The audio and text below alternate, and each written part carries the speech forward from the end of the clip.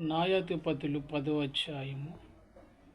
దేవుని వాక్యము మనము ధ్యానించుకుందాం. దేవుని బిడ్డలారా, న్యాయాధిపతుల గ్రంథము 10వ అధ్యాయము 16వ వచనం మనం వాక్యము చదువుకుందాం. దేవుని బిడ్డలారా, ఇశ్రాయేలును దేవుడు ఎంతో ఏమంటున్నారు? ఇశ్రాయేలు అంటున్నారు, అయ్యా నీ దృష్టికి మేము పాపం చేసి ఉన్నాము, దయచేసి నేడు మమ్మల్ని రక్షింపమని చెప్పి అప్పుడు యెహోవాని సేవింపవలెను. ఆ మధ్య నుండి అన్ని దేవతలను తొలగింపగా తన ఆత్మ ఇశ్రాయేలు మీదకి గిద్యోను మీదకి దుర్వస్తును చూసి సహింపలేకపోయి అమోనీయులు కూడిపోయి గిలాదులో దిగి ఉండిరి. ఇశ్రాయేలును కూడిపోయి ఇస్పాలులో దిగి ఉండిరి. కాబట్టి జనులు అనగా గిలాదు పెద్దలు అమోనీయులతో యుద్ధము చేయి కూడుకున్నవాడు ఎవడు?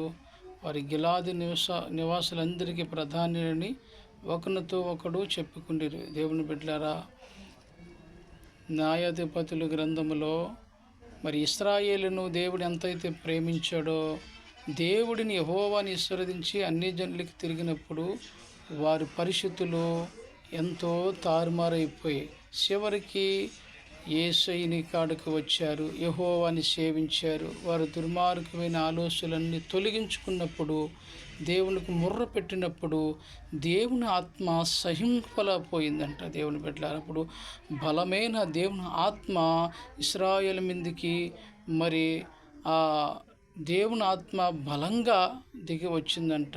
దేవుని బిడ్డలారా, వారు చేసిన ఆ దుర్మార్గమైన దేవుడు సహించలేకపోయాడంట. అప్పుడు ఒప్పుకున్న తర్వాత, పశ్చాత్తాపం పడిన తర్వాత అప్పుడు దేవుని ఆత్మ